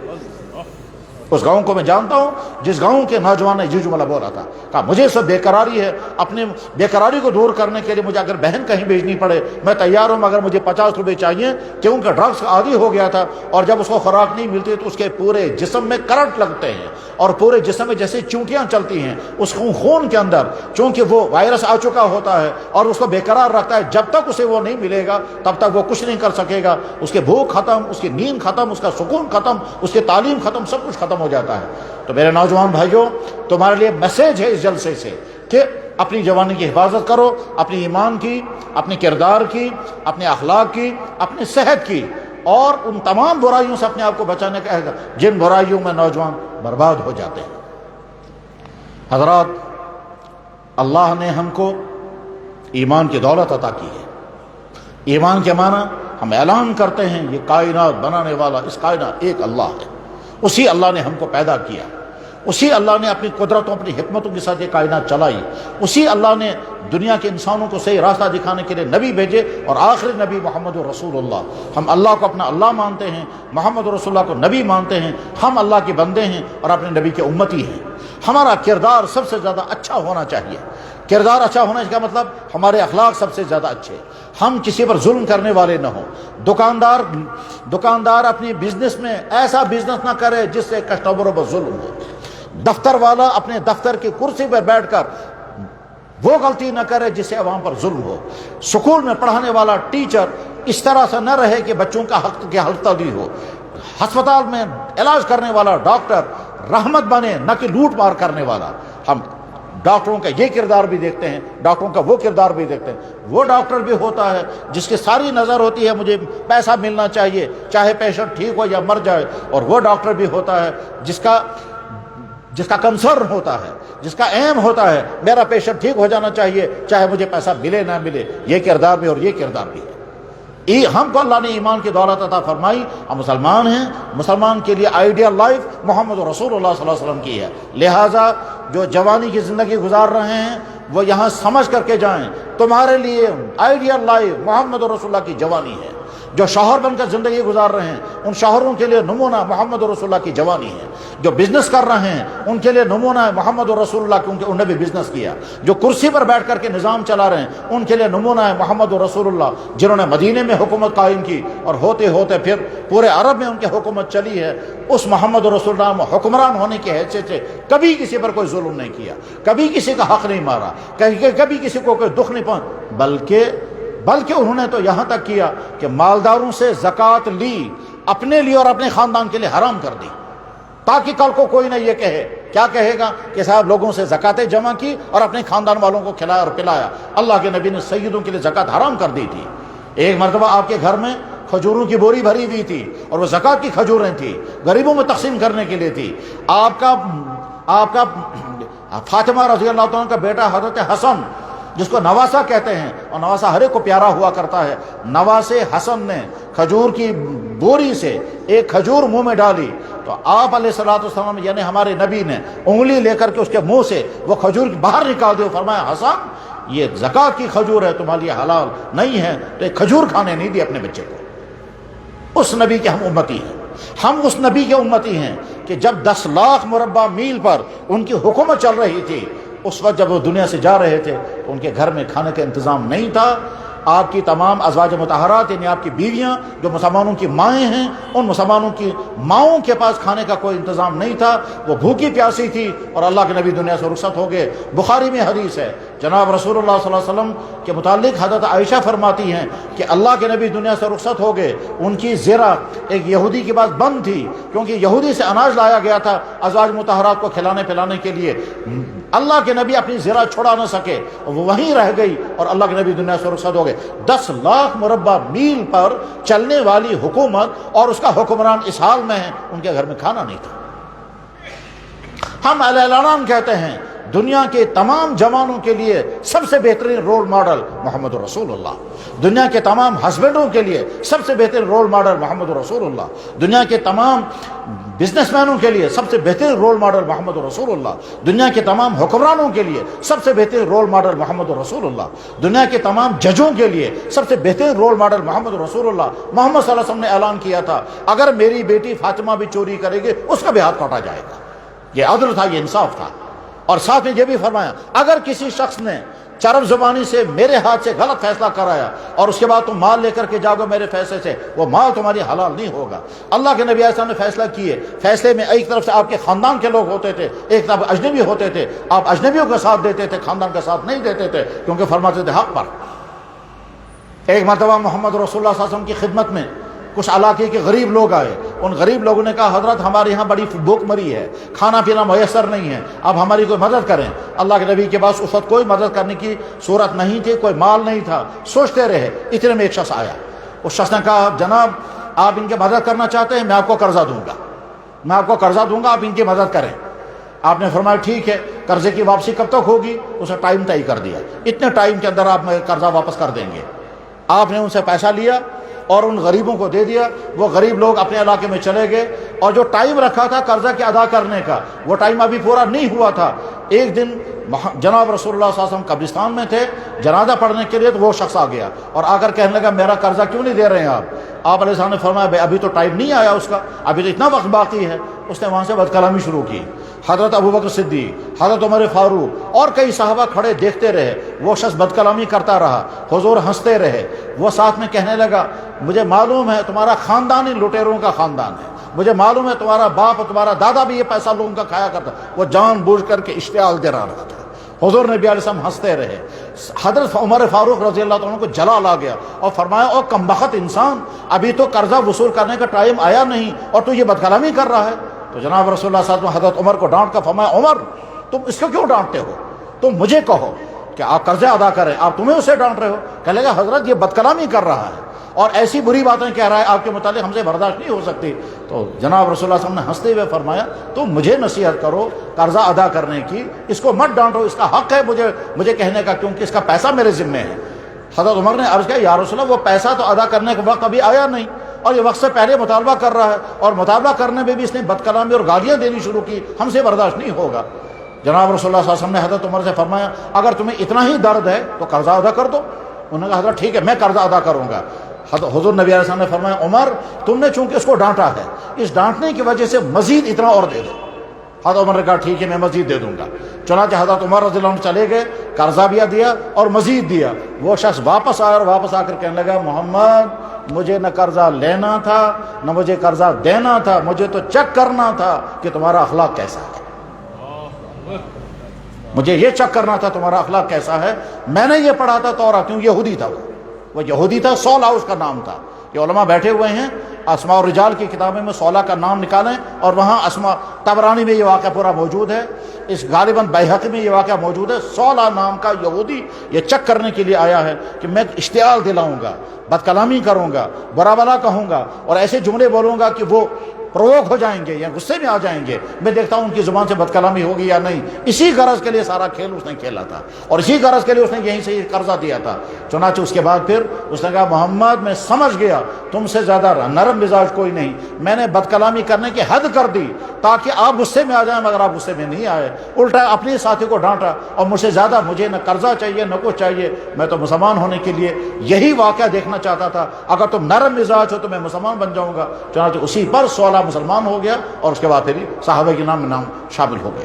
تو ہم جس نبی کے ماننے والے ہیں اس نبی صلی اللہ علیہ وسلم کا اخلاق اور رویہ ایسا تھا، سبحان اللہ سبحان اللہ۔ جب اللہ کے نبی دنیا سے رخصت ہونے والے تھے اور موت کا وقت بالکل قریب تھا، 2 یا 3 دن باقی تھے اور مسجد میں اللہ کے نبی نماز کے لیے نہیں آ پاتے تھے، اس وقت آپ علیہ الصلوۃ والسلام بڑی مشکل سے ایک دن ازواج مطہرہ سے کہا کہ مجھے غسل کراؤ، آج کے زبان میں اس غرض کے لیے تاکہ فریش ہو جائیں۔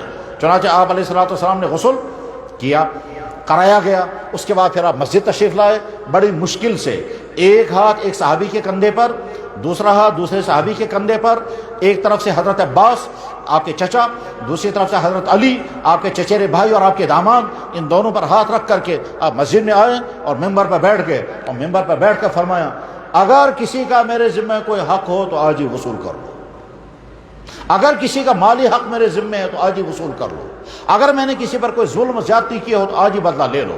چنانچہ ایک صحابی کھڑے ہو گئے، انہوں نے کہا حضرت میرے آپ کے ذمہ 3 درہم باقی ہیں جو آپ نے نہیں دیے ہیں۔ آپ نے پوچھا کب کیا اور کیسے؟ اس نے جواب میں کہا فلاں موقع پر اسی طرح سے آپ کے ذمہ میرے 3 درہم باقی رہ گئے ہیں۔ اللہ کے نبی علیہ السلام نے فرمایا بالکل صحیح، مجھے یاد آ گیا۔ اس کے بعد فرمایا حضرت عباس کے بیٹے قسم کو، حضرت عباس ہمارے نبی کے چچا تھے، حضرت عباس کے بیٹے قسم سے کہا قسم ان کا 3 درہم میرے ذمہ باقی ہے، وہ تم ادا کر دینا۔ قسم نے کہا حضرت میں ادا کر دوں گا۔ اس کے بعد فرمایا اگر میرے ہاتھ سے کسی پر کوئی جسمانی ظلم ہوا ہو تو آج ہی بدلہ لے لو۔ ایک صحابی کھڑے ہو گئے، انہوں نے کہا یا رسول اللہ آپ نے ایک مرتبہ ڈنڈا مارا تھا میری پیٹھ پر جب آپ صف ٹھیک کر رہے تھے، اس صف ٹھیک کرتے ہوئے ڈنڈے سے آپ نے مجھے پیٹھ پر مار کر کہا تھا پیچھے ہٹ جاؤ، تو آپ نے وہ جو ڈنڈا مجھے مارا تھا اس کا مجھے بدلہ چاہیے، آپ نے کیوں مارا تھا مجھے؟ تو اللہ کے نبی علیہ السلام تیار ہو گئے، کہنے لگا بہت اچھا، میرے ہاتھ سے تم کو ڈنڈا لگا ہے، تم اس کا بدلہ لینا چاہتے ہو، میں بدلہ دینے کے لیے تیار ہوں۔ مسجد میں موجود تمام دوسرے صحابہ کرام حیران ہیں، کیا یہ آدمی واقعی بدلہ لینے کے لیے کھڑا ہو؟ کیا واقعی بدلہ لے گا؟ چنانچہ وہ صاحب آگے اس نے آگے آ کر کہا کہ حضرت جب آپ نے مجھے ڈنڈا مارا تھا اس وقت میری پیٹ پر کوئی کپڑا نہیں تھا، اور اگر میں اسی حال میں آپ کو ڈنڈا ماروں گا تو آپ کے پیٹ پر کپڑا ہے، بدلہ برابر نہیں ہوگا، لہذا آپ کپڑا اٹھائیے۔ چنانچہ اللہ کے نبی ہم کھڑے ہو گئے، اپنے مبارک پیٹ سے کپڑا اوپر اٹھایا، کپڑا اوپر اٹھانے کے بعد پھر وہ آگے آیا، تمام صحابہ آنکھیں پھاڑ پھاڑ کر دیکھ رہے تھے، کیا واقعی یہ ڈنڈا مارنے کے لیے آگے بڑھ رہا ہے؟ کیونکہ وہ جانتے تھے ہم اپنے نبی پر کیسے فدا ہوتے ہیں۔ وہ تو صحابہ وہ تھے کہ نبی اگر تھوک زمین پر ڈالتے تھے وہ تھوک اٹھا کر اپنے جسم میں ملتے تھے، بخاری میں حدیث موجود ہے۔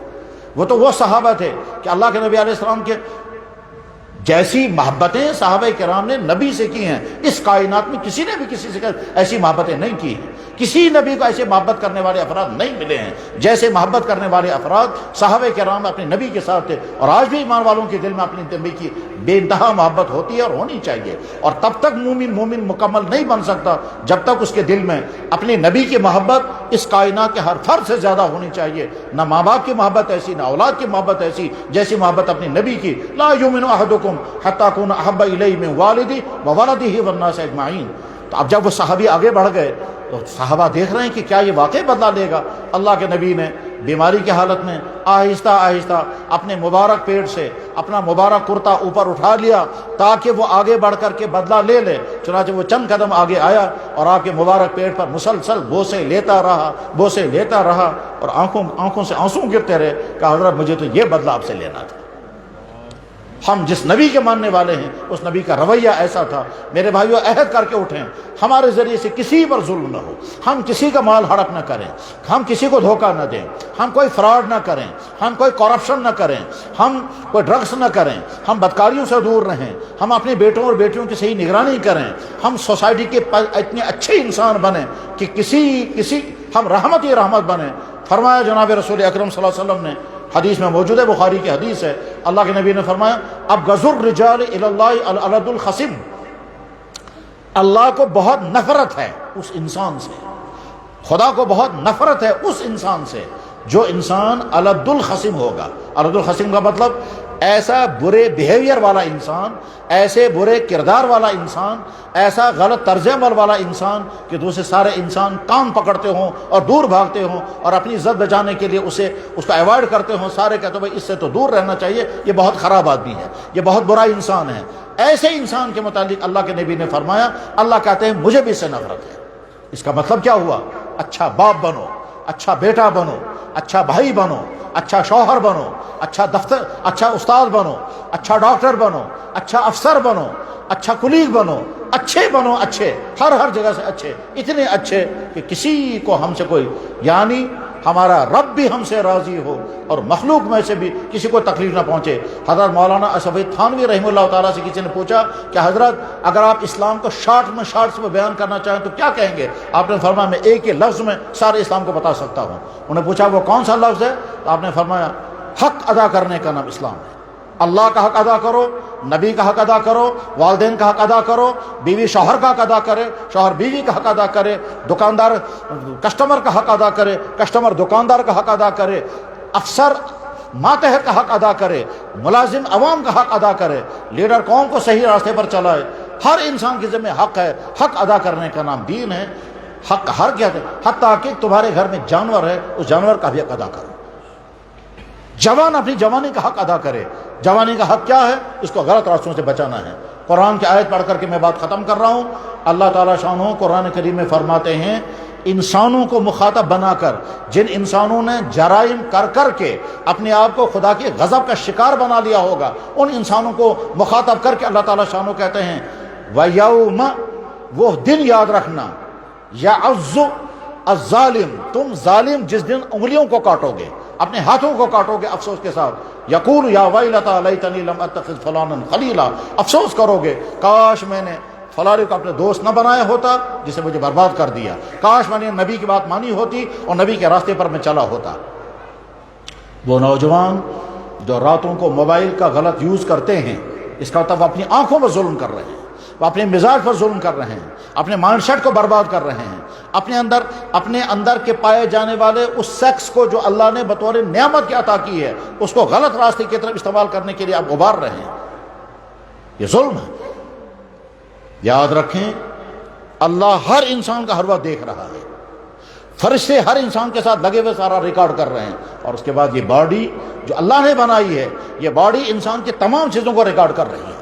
قرآن میں اللہ تعالیٰ شانہ 3 جگہ یہ بات ارشاد فرماتے ہیں کہ انسانوں، تم انسانوں سے چھپ سکتے ہو، مجھ سے نہیں چھپ سکتے، اور اپنے جسم سے بھی چھپ نہیں سکو گے، تمہارا جسم تمہارے ہر چیز کو ریکارڈ کر رہی ہے۔ جب کوئی انسان غلط انٹینشن کے ساتھ دوسرے کو ٹچ کرے تو اس نے ٹچنگ میں مزہ تو اٹھا لیا، لیکن یہی ہاتھ قیامت کے دن گواہی دے گا تم نے غلط انٹینشن کے ساتھ ٹچ کیا تھا۔ جب کوئی انسان غلط طور پر پیسہ پکڑے، کرپشن کی بنیاد پر، فراڈ کی بنیاد پر، دھوکے کی بنیاد پر، چوری کی بنیاد پر غلط طریقے سے پیسہ پکڑے گا تو ہاتھ پیسہ پکڑ لے گا، لیکن یہی ہاتھ قیامت کے دن گواہی دے گا۔ اگر ہم غلط انٹینشن کے لیے چلے اور غلط راستے کی طرف چلے، چاہے چوری کرنے کے لیے، فراڈ کرنے کے لیے، دھوکہ کرنے کے لیے، کسی نامحرم سے ملنے کے لیے، کسی بھی شراب پینے کے لیے، ڈرگز خریدنے کے لیے، ڈرگز پہنچانے کے لیے جب چلیں گے تو یہی پاؤں قیامت کے دن گواہی دیں گے مجھے اس نے اس راستے پر چلایا تھا۔ اللہ تعالیٰ شانہ فرماتے ہیں یوم تشہد علیہم السنتہم وایدیہم وارجلہم بما کانوا یعملون، وہ دن تم یاد رکھنا جس دن تمہارے پاؤں گواہی دیں گے تم نے اس کو کہاں کہاں چلایا تھا، تمہارے ہاتھ گواہی دیں گے اس ہاتھ سے تم نے کیا کیا پکڑا تھا، بلکہ قرآن میں ایک جگہ یہ بھی فرماتے ہیں اللہ تمہاری کھال گواہی دے گی، اس کھال کو تم نے کس کے ساتھ ٹچ کیا تھا۔ یہ کھال وَيَوْمَ يُحْشَرُ أَعْدَاءُ اللَّهِ إِلَى النَّارِ فَهُمْ يُوزَعُونَ حَتَّى إِذَا مَا جَاءُوا شَهِدَ عَلَيْهِمْ سَمْعُهُمْ وَأَبْصَارُهُمْ وَجُلُودُهُمْ، تمہاری کھالیں گواہی دیں گی۔ جناب والا آپ نے ہینڈ شیک کیا کسی نامحرم کے ساتھ، یہی ہاتھ گواہی دے گا۔ گاڑی میں بیٹھے تھے، دائیں بائیں کسی خاتون کے ساتھ کندھا ٹکرا گیا اور آپ نے دل میں لذت محسوس کی تو یہی کندھا گواہی دے گا۔ ڈاکٹر نے نبض پکڑا کسی فیمیل کا اور دل میں برے خیالات آئے گا تو اس کی انگلیاں گواہی دیں گی۔ ہم نے دفتر میں بیٹھ کر کے غلط سائن کر کے پیسہ کمایا، یہی ہاتھ گواہی دیں گے جس ہاتھ سے آپ نے سائن کیا۔ ہم نے کسی سے پیسہ کھینچا اور غلط طریقے سے کھینچا، چاہے فراڈ کیا، چاہے کرپشن، چاہے دھوکہ، چاہے کس سے، یہی ہاتھ گواہی دے گا۔ انسان کا یہ جسم انسان کا بنایا ہوا نہیں ہے، یہ تو اللہ کا بنایا ہوا جسم ہے۔ اللہ نے جسم کو یوزنگ کے لیے دیا ہے اور ساتھ میں اس جسم کو آرڈر کیا ہے جس جگہ یہ تمہارا یہ آدمی تمہیں استعمال کرے گا وہ ریکارڈ کر لینا۔ ہمارا جسم ایٹ اے ٹائم 2 کام کرتا ہے، ہمارے پرپوزل کے مطابق یہ استعمال ہوتا ہے اور اللہ کے حکم کے مطابق ریکارڈ کر رہا ہے۔ جیسے آپ کے ہاتھوں میں یہ موبائل ہے، یہ موبائل بیک وقت 2 کام کر سکتا ہے، ایک طرف سے ہماری بات کروائے گا اور دوسری طرف سے ریکارڈنگ بھی ہو رہی ہوتی ہے۔ ٹھیک اسی طرح سے ہمارا ہمارا جسم ہمارے منشے کے مطابق استعمال ہو رہا ہے۔ آپ رات کو اٹھے، لائٹ آف کی، سوئچ آف کر دیا، چٹکنی لگائی، موبائل کھولا، چاروں طرف اندھیرا ہے، اب اس انگلی کو آپ چلا رہے ہیں اور آنکھ استعمال کر رہے ہیں، آپ یہ سمجھتے مجھے دیکھنے والا کوئی نہیں ہے، لیکن یہی انگلی گواہی دے گی آپ کیا سرچ کر رہے تھے، اور یہی آنکھ گواہی دے گی آپ کیا دیکھ رہے تھے۔ تم نے کیا دیکھا، آنکھ دیکھے گی تمہارے پروپوزل کے مطابق، مگر ساتھ میں آنکھ ریکارڈ کر رہی ہے۔ قیامت کے دن یہی آنکھ کہے گی یا اللہ اس نے مجھے فلانی چیز دکھوائی تھی راتوں کو، یہ انگلیاں گواہی دیں گی یا اللہ مجھے اس طرح سے سرچ کرا کر کے اور یہ سرچ کرا کر کے فلانی ویب سائٹ، فیس بک، یوٹیوب چینلیں، گندی سے گندی چینلیں مجھے دکھاتا رہا یہ، اور یہ انگلی استعمال ہوتی رہے گی۔ ہماری یہ باڈی ہماری بعد میں ہے، پہلے اللہ کی ہے۔ قرآن کریم میں اللہ تعالیٰ شان یہی فرماتے ہیں میرے بھائیوں بس آخری بات یہی ہے، اللہ نے ہم کو اپنا بندہ بنایا، اپنے نبی کا امتی بنایا۔ قیامت کے دن ہم کو اپنے نبی کے سامنے کھڑا ہونا ہے، اللہ کے سامنے کھڑا ہونا ہے، اپنے ایک ایک عمل کا حساب دینا ہے۔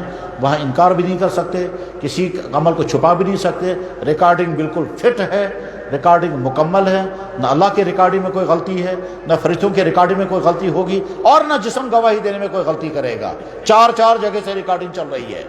زمین کے جس خطے پر بیٹھ کر کے انسان کوئی غلط کام کرتا ہے، وہی زمین کا خطہ گواہی دے گا۔ جس جگہ لڑکوں اور لڑکی نے آپس میں غلط ملاقات کی، وہی جگہ گواہی دے گی۔ جہاں بیٹھ کر کے شراب پی گئی، جہاں بیٹھ کر کے ڈرگس لیا گیا، وہی جگہ گواہی دے گی۔ جہاں اللہ کے علاوہ کسی اور کے سامنے ماتھا ٹیکا گیا، وہی جگہ گواہی دے گی۔ یعنی زمین کے جس خطے میں کوئی نیک کام کیا گیا تو زمین گواہی دے گی، برا کام کیا گیا تو اگر کسی جگہ پر ناحق قتل ہوا تو وہی زمین گواہی دے گی۔ اگر کسی کا شراب اور ڈرگس پیا گیا تو وہ جگہ گواہی دے گی۔ کسی کا زنا کاری ہوئی ہے تو وہ کمرہ، وہ ہوٹل، وہ سڑک، وہ بازار، وہ دکان، وہ باغ، وہ گاڑی، جہاں یہ غلط کام ہوگا وہ گواہی دیں گی۔ قرآن کریم اللہ تعالیٰ فرماتے ہیں یومئذ تحدث اخبارها بان ربک اوحالها، اللہ فرمائیں گے زمین کو سناؤ کہاں کیا کیا ہوا ہے، تو زمین سے خبریں آنے لگیں گی۔ جہاں نماز پڑھی گئی، یہاں شراب پی گئی، یہاں بدکاریاں ہوئی ہیں، یہاں فلاں نے یہ کام کیا ہے، انسان کہے گا زمین کو کیا ہو گیا، یہ اندر سے آواز دے رہی ہے۔ تو چار ریکارڈنگ انسان کے ساتھ چل رہی ہیں، ہم بچ نہیں سکتے۔ اور قیامت کے دن ہمیں اللہ کے نبی کے سامنے کھڑا ہونا ہے۔ اللہ اکبر، اللہ اکبر۔ جناب رسول اللہ صلی اللہ علیہ وسلم جب حج میں تھے اور آپ نے امت کو بتایا کہ بس یہ آخری ملاقات ہے، نئے سال میں یہاں نہیں ہوں گا۔ صحابہ کرام جو اپنے نبی کے فداکار تھے اور ایسی محبت کرنے والے اس دنیا میں اور کسی کو نہیں ملے جیسے محمد رسول اللہ سے محبت کرنے والے صحابہ کرام ہیں۔ مینا کے میدان میں اللہ کے نبی نے اعلان کیا، فرمایا لوگوں اگلے سال میں نہیں ہوں گا، تم ہوں گے مگر میں نہیں ہوں گا، اس میدان میں تم سے میری آخری ملاقات ہے۔ کیا بیتی ہوگی صحابہ کرام کے دلوں پر، ہم آج اس کا اندازہ نہیں کر سکتے۔ اس کے بعد آپ نے فرمایا میں تم سے پہلے رخصت ہونے والا ہوں، میں حوض کوثر پر تمہارا انتظار کروں گا۔ پھر فرمایا میں باقی قوموں پر فخر کروں گا کہ دیکھو میری امت کے لوگ کتنے اچھے ہیں، یعنی میری امت کے جماعت، میری امت کے افسران، میری امت کے ملازم، میری امت کے علماء، میری امت کے ٹریڈرز، میری امت کے ہر طبقے کے لوگ کتنے اچھے ہیں، میں فخر کروں گا۔ لیکن فخر تبھی تو کروں گا جب تم اچھے ہوں گے۔ پھر آگے فرمایا انی مکاثر بکم الامم، حدیث کی کتابوں میں ایک حدیث ہے ابن ماجہ، اس ابن ماجہ میں یہ کلمات موجود ہیں جو حجۃ الوداع کے موقع پر آپ نے بیان فرمائے۔ آپ کے الفاظ تھے ایھا الناس انی فرضتکم علی الحوض، لوگوں میں تم سے پہلے چلا جاؤں گا اور حوض کوثر پر تمہارا انتظار کروں گا۔ وانی مکاثر بکم الامم، میں تمام لوگوں پر فخر کروں گا میری امت کے افراد کتنے اچھے ہیں۔ اور اس کے بعد آپ نے فرمایا بہت مشکل جملہ ارشاد فرمایا، بہت سخت لفظ استعمال کیا، بہت ہی زیادہ سخت لفظ جس کا ترجمہ کرنا بھی بہت مشکل ہے۔ آپ نے جو فرمایا اس کا ترجمہ تو نہیں کر سکیں گے، ہاں مثال سمجھانے کے لیے میں یوں کہوں گا، ایک باپ اپنے بیٹے سے کہتا ہے بیٹا میں نے بڑی عزت کی زندگی گزاری ہے، ہر جگہ لوگ میرا احترام کرتے ہیں، میرے کردار پر کہیں کوئی داغ نہیں لگا ہے، پورا علاقہ مجھے احترام کی نظروں سے دیکھتا ہے، مہربانی کرنا کوئی ایسی غلطی مت کرنا جس کی وجہ سے میرا چہرہ کالا ہو جائے، ایسی غلطی مت کرنا بیٹا، ایسی کوئی غلطی مت کرنا کہ میں سر اٹھانے کے قابل نہ رہوں، بیٹا ایسی غلطی مت کرنا کہ میرا چہرہ سیاہ ہو جائے۔ میرے بیٹو، میرے بھائیوں، بس یہی جملہ جناب رسول اکرم صلی اللہ علیہ وسلم نے فرمایا انی مکاثر بکم الامم فلا تسودوا وجہی، خبردار تم ایسے مت آنا میرے سامنے تمہاری وجہ سے وہاں میرا چہرہ مبارک سیاہ ہو جائے۔ کیا ہمیں وہ زندگی گزارنی ہے؟ قیامت کے دن ہمارا نبی فرمایا تمہاری وجہ سے مجھے شرمندگی اٹھانی پڑے گی، تمہاری وجہ سے میرا سر نیچے ہوگا، کیا ہمیں وہ زندگی گزارنی ہے؟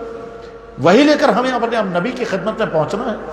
اور جب یہ لے کر کے ہم آ جائیں گے اور اللہ کے نبی کو دل مبارک کو دکھ ہوگا، دل مبارک کو دکھ تو اللہ برداشت کر لیں گے کہ میرے نبی کو تمہاری وجہ سے اتنی تکلیفیں ہوگا، میں تمہیں عہد کر کے اٹھو، انشاءاللہ ہم اپنی زندگی میں تبدیلی لائیں گے اور وہ زندگی گزاریں گے کہ اللہ بھی راضی ہوگا، اللہ کے نبی بھی راضی ہوں گے، ہم رحمت بنیں گے تمام انسانوں کے لیے اور کامیاب زندگی گزاریں گے۔ کامیابی اللہ کی مرضی کے مطابق زندگی گزارنے میں ہے، اللہ کو ناراض کر کے کوئی انسان کامیاب زندگی نہیں گزار سکتا ہے۔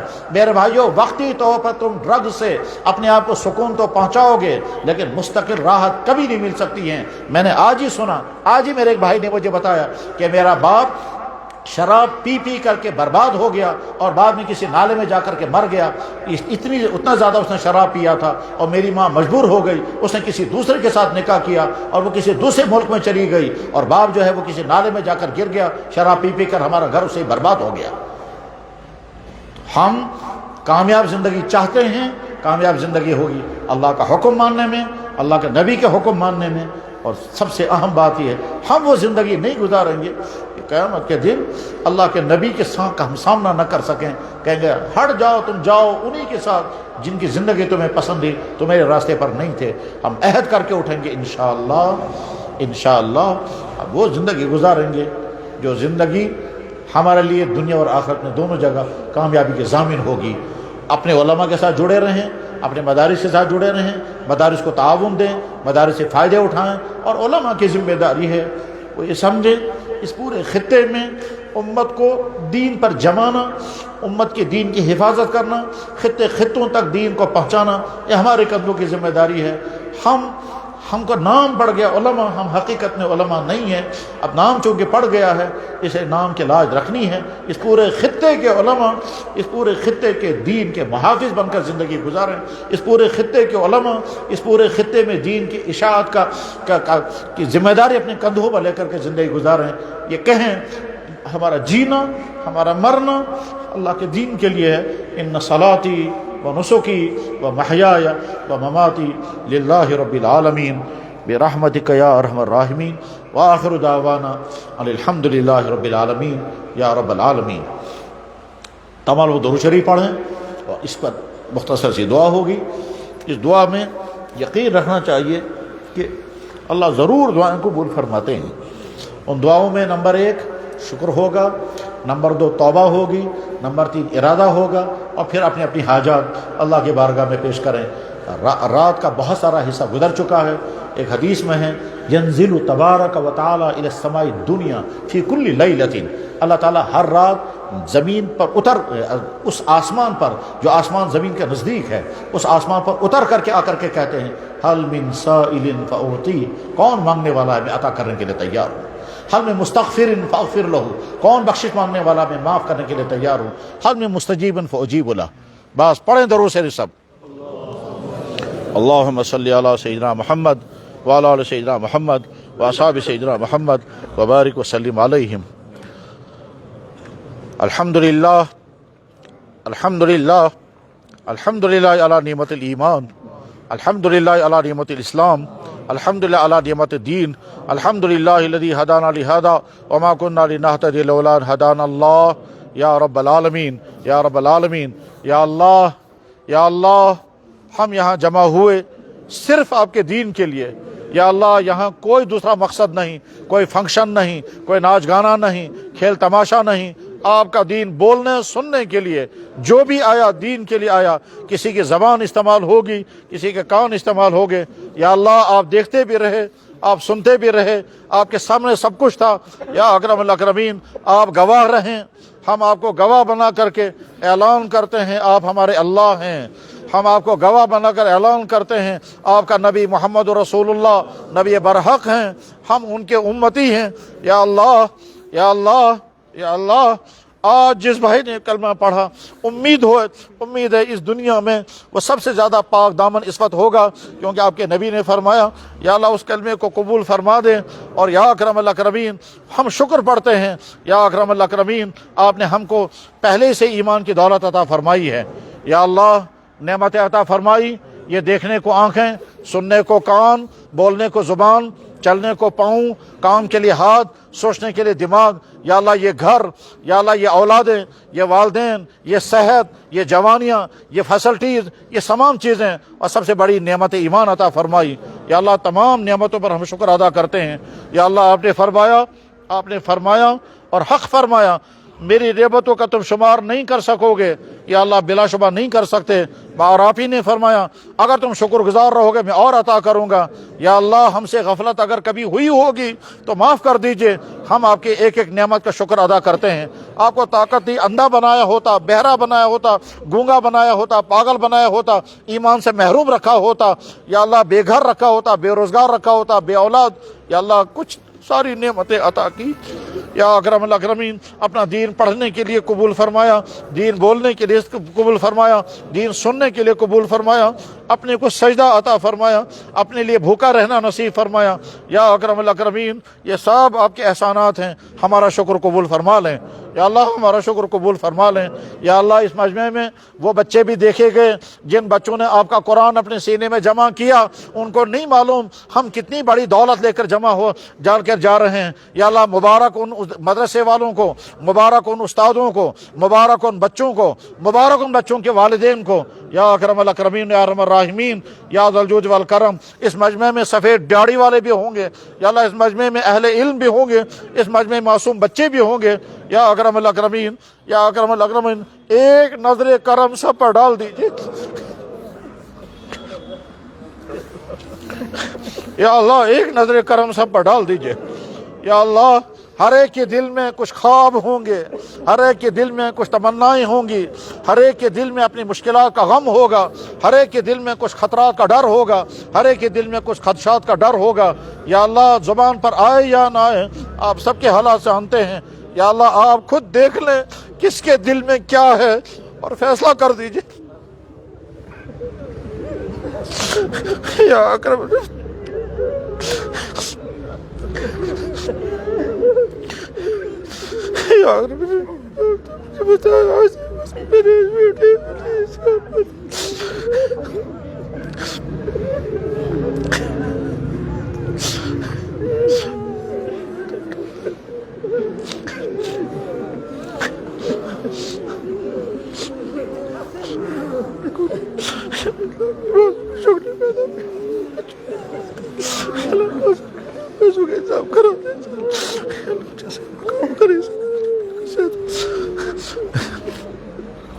یا اللہ، یا اللہ ہم میں سے جو آدمی جس مشکل میں ہے ان مشکلوں کو دور کرنا آپ کے اختیار میں ہے، ہر ایک کو مشکل سے نکال دے یا اللہ۔ جس کو جو مصیبت ہے اس مصیبت سے نکالنا آپ کی قدرت میں ہے، اس کو اس مصیبت سے نکال دے یا اللہ۔ جن کی جو حاجتیں ہیں حاجتوں کو پورا کرنا آپ کے ہاتھ میں ہے، ہر ایک کی حاجتیں پوری کر دیجیے یا اللہ۔ جن کے جو خواب ہیں وہ خواب کی تعبیر اور خواب کو پورا کرنا آپ کے ہاتھ میں ہے یا اللہ، ہر ایک کو اس خواب کی تعبیر عطا فرما دے یا اللہ۔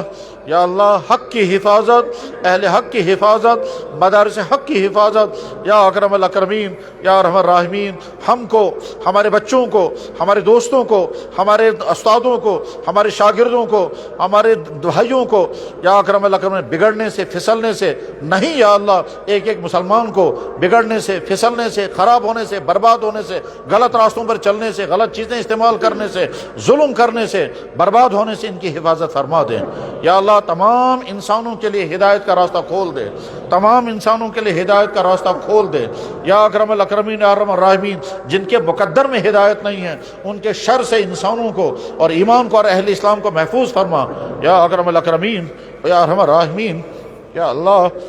ہمیں وہ زندگی عطا فرما کہ قیامت کے دن آپ کے نبی ہم کو گلے سے لگا لے یا اللہ۔ اس زندگی سے توبہ کرنے کی توفیق عطا فرما جس زندگی کے نتیجے میں آپ کے نبی ہم سے آنکھیں پھیر لیں، جس زندگی کے نتیجے میں آپ کے نبی ہم سے فرمائیں دور ہو جاؤ، دفع ہو جاؤ، تو میرے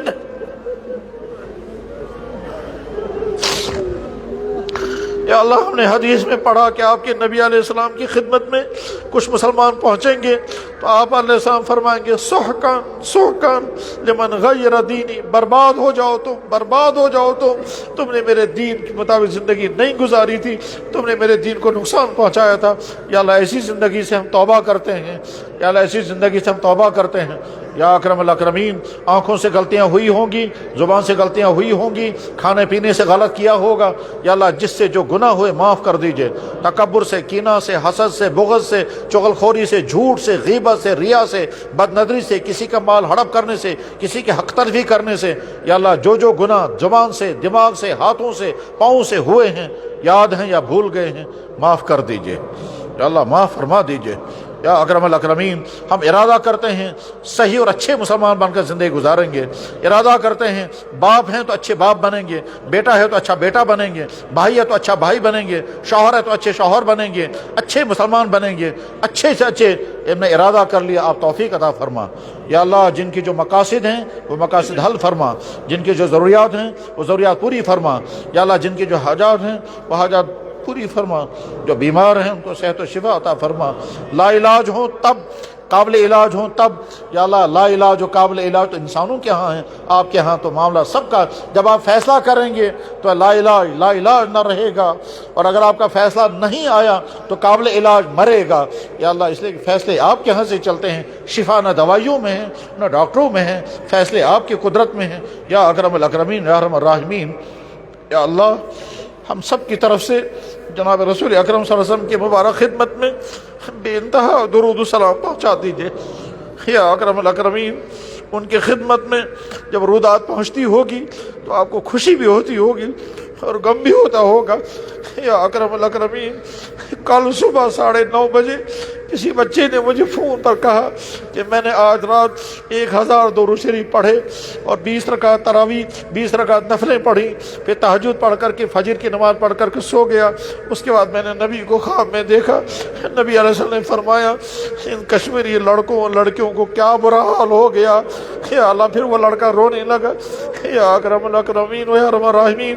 اس کے معنی یہ ہے کہ ڈائری وہاں پہنچتی ہوگی، ہر رودات وہاں پہنچتی ہوگی یا اکرم الاکرمین یا ارحم الراحمین۔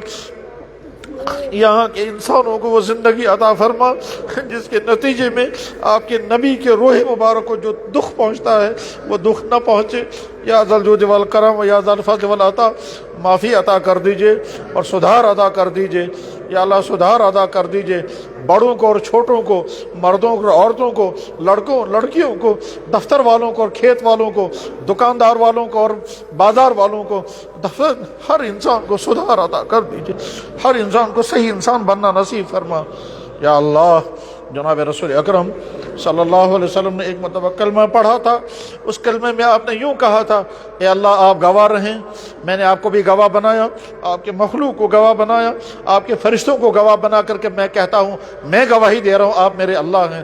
پھر آپ کے نبی نے فرمایا اے اللہ آپ بھی گواہ رہیں، آپ کے فرشتے بھی گواہ رہیں، ساری مخلوق گواہ رہے، میں گواہی دیتا ہوں میں محمد رسول اللہ ہوں۔ پھر آپ کے نبی نے فرمایا اے اللہ میری یہ گواہی میرے اس امتی کے نام اعمال میں لکھ دیجئے جس نے اب تک ایسی گواہی نہیں دی ہوگی یا اللہ، وہ گواہی ہمارے نام اعمال میں لکھ دیجئے۔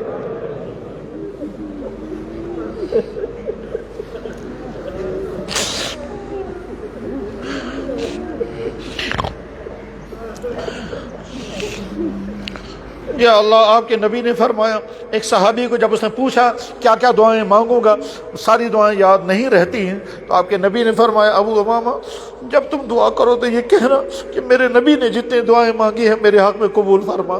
یا اللہ ہم بھی درخواست کرتے ہیں ہمارے نبی نے جتنی دعائیں مانگی ہیں اور اس کائنات ان سے زیادہ بہتر دعا مانگنے والا کوئی نہیں، جتنی دعائیں انہوں نے مانگی ہیں وہ ساری دعائیں ایک ایک ایمان والے کے حق میں بلکہ ایک ایک انسان کے حق میں قبول فرما، اور جتنی خرابیوں، خباثتوں، نجاستوں، گورائیوں، جرائم، سیئات، خطیات، معصیات سے انہوں نے پناہ مانگی ہوگی، ایک ایک ایمان والے کو ان تمام سے محفوظ فرما۔ سبحان ربک رب العزت عما یصفون، سلام علی المرسلین، الحمدللہ۔